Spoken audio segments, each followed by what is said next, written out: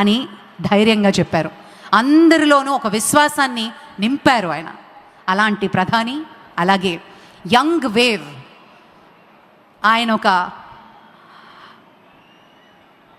ఆవేశం మాత్రమే కాదు, గొప్ప ఆలోచనతో ఉన్న నేత జనసేనాని.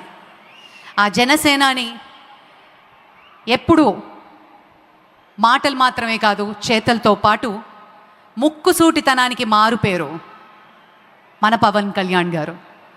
ఒక ముగ్గురు దిగ్గజాలు కలిసి కూటమి ప్రభుత్వంగా ఏర్పడి కలిసికట్టుగా ఈరోజు అమరావతి రీస్టార్ట్ పునఃప్రారంభ మహోత్సవానికి విచ్చేసిన మీ అందరూ మరి ఈరోజు కొద్ది క్షణాల్లో ఈ వేదికని పెద్దలందరూ అలంకరించబోతున్నారు.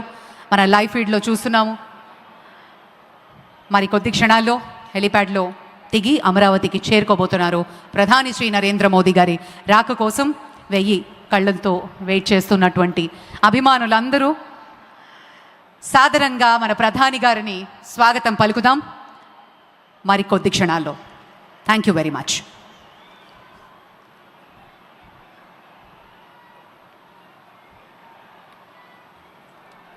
మీకు ఇబ్బంది కలగకూడదనే రాష్ట్ర ప్రభుత్వం అన్ని విధాలుగా ఇక్కడ ఏర్పాట్లు చేసింది. కాకపోతే ఎండ తీవ్రత అధికంగా ఉంది కాబట్టి డెఫినెట్గా కొంచెం అసౌకర్యం ఉన్నా కానీ మీది మంచి మనస్సు కనుక మీరు హాయిగా ఈ కార్యక్రమంలో భాగస్వామ్యం తీసుకుంటున్నారు. మనకెంతో గర్వకారణమైనటువంటి రీతిలో కార్యక్రమం జరుగుతున్నప్పుడు మన యొక్క హుందాతనాన్ని, మన గౌరవాన్ని మరింతగా ఇనుమడింపచేసేటువంటి రీతిలో మన యొక్క చర్యల ద్వారా, మన చేష్ట ద్వారా, ఎందుకంటే మనకి తెలిసిన సత్యం ఒదిగి ఎదగాలి, ఎదిగి వదగాలి. ఒదిగి ఉంటల్లోనే, ఆ బౌవింగ్నెస్లోనే ఒక అందం ఉంటుంది, ఒక బ్యూటీ ఉంటుంది. నేను గెలిచానని ఇలా మోరెత్తుకుంటే టపీమని పైనుంచోటి పడుతుంది. కాబట్టి అలాంటిది కాదు, ఎదిగి వదగాలి, ఒదిగి ఎదగాలని పెద్దలు చెప్తారే, దానికి తగ్గట్టుగానే ఊపిరి తాలూకు ఊహల ఆశయాలతోటి మనమంతా ఒక ఆశ పడుతున్నాం. ఎస్, మనకి అమరావతి అనేటువంటి ముఖ్య పట్టణంగా మన ఆంధ్రప్రదేశ్ రాష్ట్రం అన్ని విధాలుగా నెంబర్ 1 రాష్ట్రంగా ఉండబోతుంది అని అంటున్నామంటే దానికి ఒక వ్యూ, ఒక దార్శనికత అంటారు, ముందు చూపు అంటారు.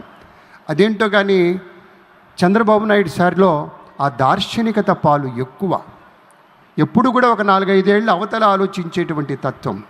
మనం ఇవాళ 2వ తారీఖు అని ఆలోచిస్తున్నామంటే నెక్స్ట్ జనరేషన్ లాగా ఒక 5 ఇయర్స్లో ఎస్ ఇప్పటి వరకు అవుతుంది, దాని తర్వాత నెక్స్ట్ ఏంటంటే ఆ ముందు చూపు ఉంటుంది.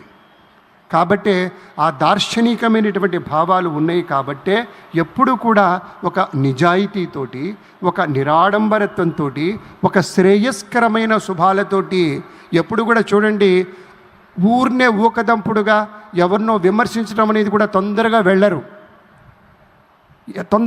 మనం చూస్తున్నాం అనేక మీటింగుల్లో, వాటిల్లో కూడాను. తనకు కావాల్సింది ఏంటంటే భావ సమృద్ధి ఉంది, మనసులో గొప్ప గొప్ప ఆలోచనలు ఉన్నాయి, మంచి వాళ్ళతో స్నేహాలు ఉన్నాయి, మన నరేంద్ర మోదీ గారితోటి మంచి సత్సంబంధాలు ఉన్నాయి. అలాగే మన రాష్ట్రంలో కూటమి ప్రభుత్వం కాబట్టి బీజేపీ వారితోటి, మన జనసేన వారితోటి మంచి సంబంధాలు ఉన్నాయి. కాబట్టే వాళ్ళంతా జ్ఞానమూర్తులు.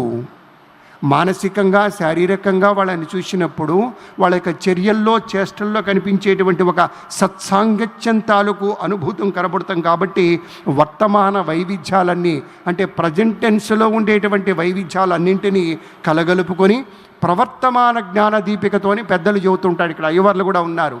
ప్రవర్తమాన జ్ఞాన మహిమతోటి మౌలిక వసతులకి పెద్దపీట వెయ్యాలి. ఒక ఇల్లు కట్టుకుంటున్నామంటే 4 గోడలు, పైన కప్పు, ఒక కిటికీ, ఒక దర్వాజా కాదు కదా. దానికి కావాల్సింది ఏంటి? మౌలిక వసతులు. నీటి సదుపాయం ఉందా? డ్రైనేజీ సదుపాయం ఉందా?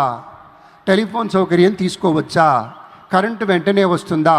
ఇన్ని ఆలోచనలు చేస్తామే, అవన్నీ కూడాను ఇట్టే అయిపోతాయి. 1. 2, మనం ఎక్కడ చూసినా ఇప్పుడు ఆధునికత చాలా పెచ్చుమీరిపోయింది. మీరు గమనించే ఉంటారు. ఆ కరెంటు వైర్లు, టెలిఫోన్ వైర్లు, ఇక కేబుల్ వైర్లు అయితే చెప్పాల్సిన పనే లేదు. ఎన్ని రకాల ఛానల్స్ వాళ్ళు, ఎన్నో రకాల కంపెనీల వాళ్ళు ఆ కేబుల్ వైర్లు కనిపిస్తూ ఉంటాయి.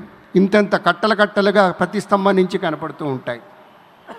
అటువంటి పరిస్థితి లేకుండా అన్నీ కూడాను అండర్ గ్రౌండ్లో, అది మోడర్నైజేషన్. చంద్రబాబు గారు ఆలోచన చేసింది అదే.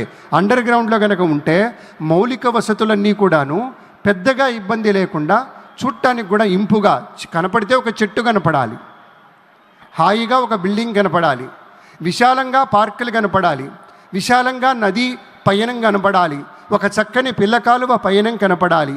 అలా ఒక దేశానికే ఒక నవ్యాంధ్ర స్ఫూర్తిని ఇచ్చేటువంటి ఒక ఆలోచన చేశారు మన ముఖ్యమంత్రి వర్యులు శ్రీ నారా చంద్రబాబు నాయుడు గారు.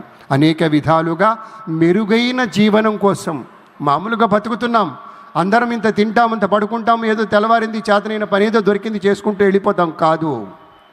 మెరుగైన జీవితం, మేలిమైన జీవితం, 10 మంది మెచ్చుకునేలా ఉండేటువంటి జీవితం, అటువంటి మెరుగైన జీవితాన్ని కొత్త సంపదల్ని సృష్టించుకుంటూ 4 ఎకరాల పొలం ఉంది, 3 ఎకరాల అమరావతికి ఇచ్చాను, ఇంకెకరం ఉంది దాన్ని ఏదో కాదు, ఇంకేదైనా చేయి, what best what better, next ఏంటి అని ఒక మెరుగైన ఆలోచన చేసి కొత్త సంపదల్ని సృష్టించుకుంటూ.